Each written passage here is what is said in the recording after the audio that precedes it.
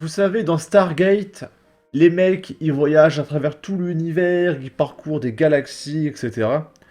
Eh bien, les gauchistes, ils ont inventé ce moyen de locomotion. En effet, tous les jours, ils voyagent à l'autre bout de l'univers, ils sont dans une autre galaxie, ils découvrent d'autres dimensions. C'est absolument extraordinaire. Là, on est sur le plateau de France TV, et il y a Sylvain Bourmeau, journaliste et producteur sur France Culture, qui dit dire qu'il y a une crise de l'immigration, c'est comme dire que la Terre est plate. Donc si tu veux dire qu'il y a un problème d'immigration, c'est au même niveau que les platistes, selon lui.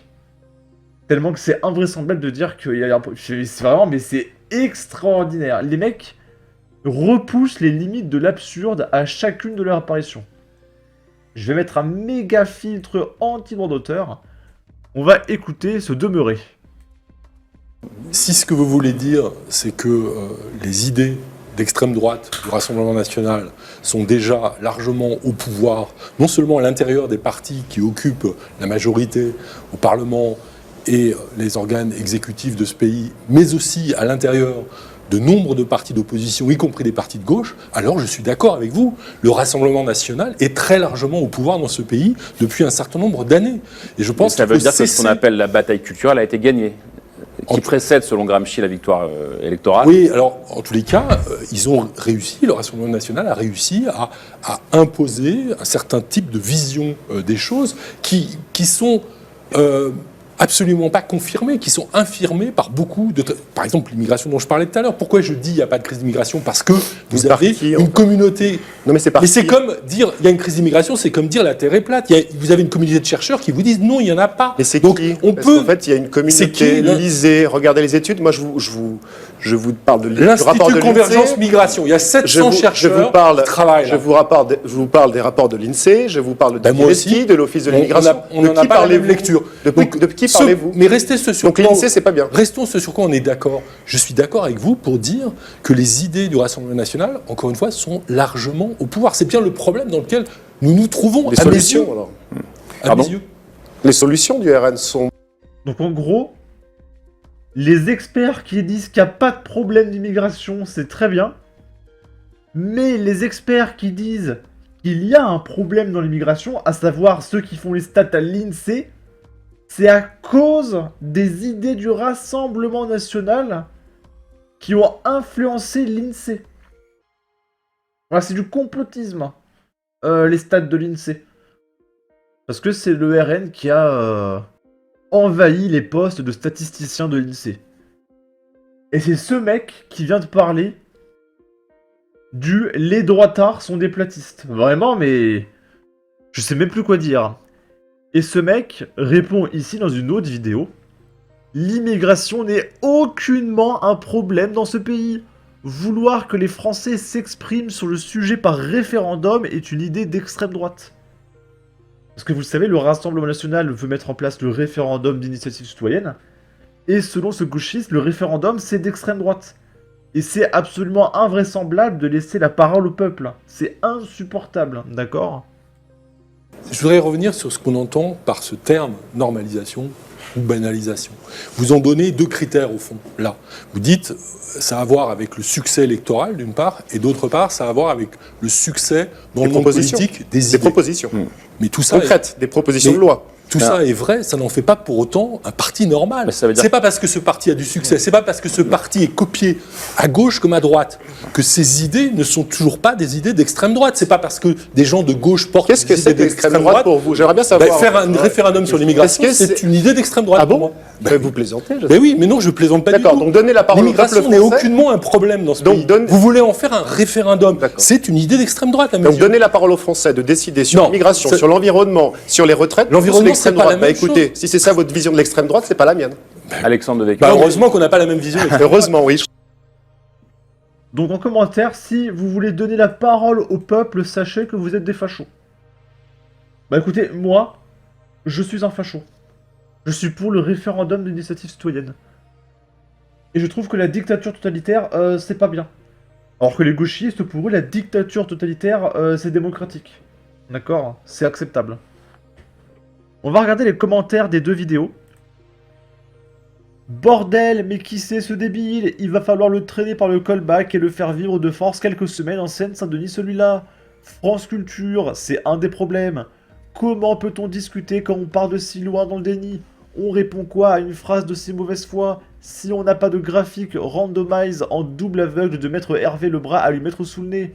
Prix Nobel direct. Idiot utile ou petit malin qui a compris comment faire son trou et toucher les subventions. N'oubliez pas qu'il y a une surenchère chez ces gens-là pour avoir les bonnes places et les subventions. Il faut être inventif, améliorer le narratif, trouver de nouveaux mots en XXX-phobe. Et dans l'autre vidéo, la démocratie, mais quelle horreur! Il a peut-être raison, et si au fond le problème venait de nous, Français de souche, qui refusons de nous ouvrir à une autre culture? Si nous leur donnions toutes nos richesses, un grand malade ce mec. Nul doute que ce brave monsieur laisse grande ouverte la porte de son propre domicile pour mieux se faire enrichir par d'autres cultures. Les gauchos savent très bien, c'est pour ça qu'ils ne veulent pas. La première dictature démocratique, un tas de clowns qui font semblant d'œuvrer pour le peuple et le dépouillent tout en imposant tout ce qu'ils veulent. Les Romains avaient atteint le fond à leur manière, nous y arrivons. Donc la démocratie est une idée d'extrême droite, c'est lunaire, les citoyens qui veulent décider de leur destin sont de dangereux fascistes, il fallait quand même oser. Ici, c'est une gauchiste qui s'appelle Nassira El Moadem qui réagit à un tweet de RMC Sport. Pays de racistes dégénérés, il n'y a pas d'autre mot, quelle honte.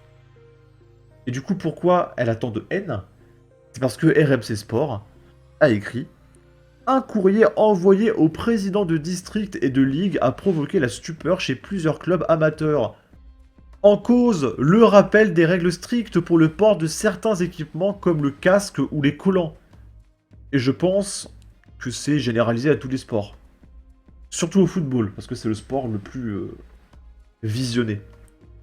Alors du coup, j'ai pas compris le rapport avec l'islam, parce qu'elle dit que c'est très très méchant. Apparemment, les collants, c'est une tenue islamique. Selon certains gauchistes qui réagissent et qui disent que RMC Sport sont très très la haine. Alors qu'en fait, il y a juste une raison très simple, c'est que les collants, quand tu fais un tacle, notamment au football, c'est un vêtement qui va frotter sur ta peau. Et du coup, ça peut blesser le joueur. Donc c'est dangereux. C'est pour ça, vous l'aurez remarqué, qu'au football, tout le monde est épilé. Même Cristiano Ronaldo, hein, les hommes et tout. Hein. Vous ne verrez jamais un footballeur poilu. Regardez un match de foot, tout le monde est épilé. Parce qu'avec les poils, lors d'un tacle, ça peut vous déchirer la peau. Et en fait, les gauchistes, ils comprennent pas ça. Pour eux, c'est une attaque aux musulmans. Parce qu'ils ont décidé que les collants, c'était une tenue islamique. Voilà, et du coup, il y a un drama autour de ça. Ok. Ici, c'est un gauchiste. On en a déjà parlé. C'est un homme soja de gauche qui étudie à Sciences Po. Donc, c'est une future élite. Peut-être un futur député. D'accord? Le futur Louis Boyard. Peut-être un futur ministre. D'accord? Et actuellement, avec ses copains, il fait une manifestation à Sciences Po. Et on va voir quel est le but de cette manifestation. Violemment évacué et réprimé. Et aujourd'hui, Sciences Po Rennes prend aussi son rôle dans cette lutte.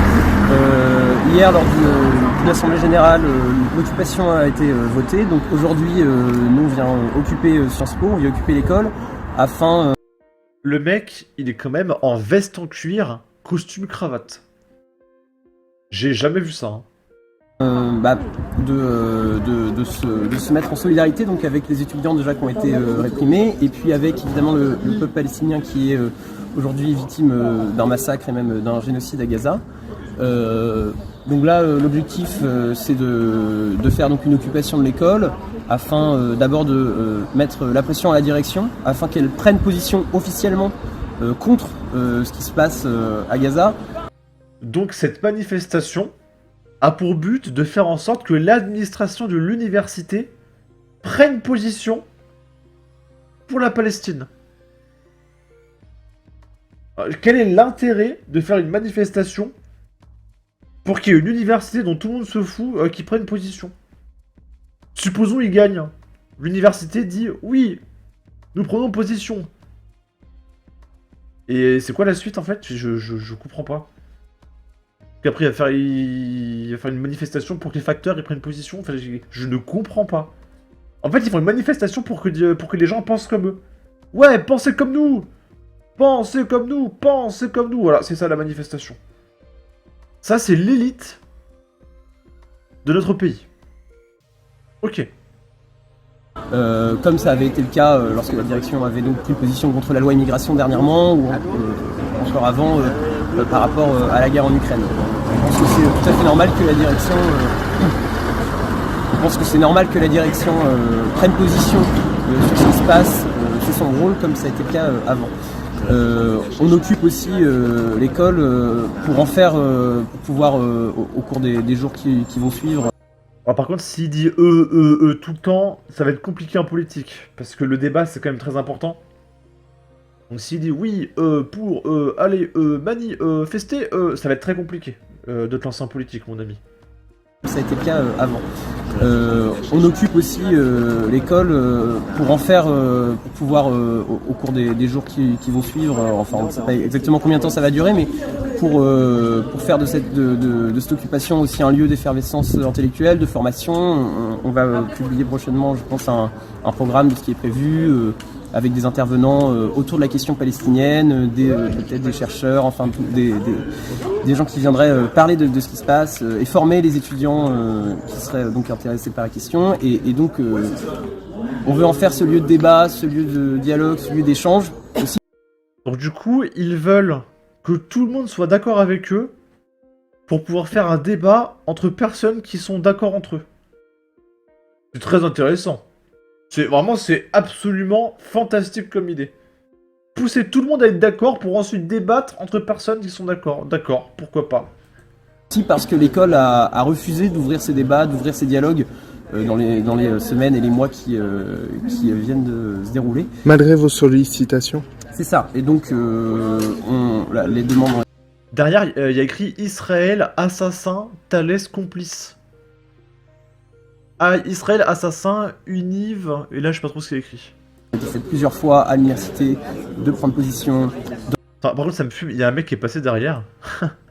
Regardez, les manifestants, ils sont en cheveux bouclés, lunettes, avec un iPhone, etc. Vraiment, c'est merveilleux. Vraiment, mais les gauchistes, c'est incroyable. Ils sont tellement faciles à attaquer, les gauchistes. Ils sont tous ridicules, tous. Fait plusieurs fois à l'université de prendre position, d'organiser des débats, des échanges sur la question, sur ce qui se passe à Gaza. Et comme après ces refus, nous on décide de le faire par nous-mêmes, de prendre possession en fait de l'école, de l'occuper, et puis de nous auto-organiser en fait dans l'école, dans Sciences Po, pour organiser ces débats, pour organiser ces formations et mettre la pression à la direction pour qu'elle prenne position. C'est incroyable. C'est incroyable. Le pire, c'est qu'il a quoi, 18 ans? Il est tellement matrixé déjà, à 18 ans. Et c'est quand même dingue de se sentir investi à ce point-là dans une lutte qui ne le concerne pas, alors que lui-même vit dans un pays en proie au chaos total.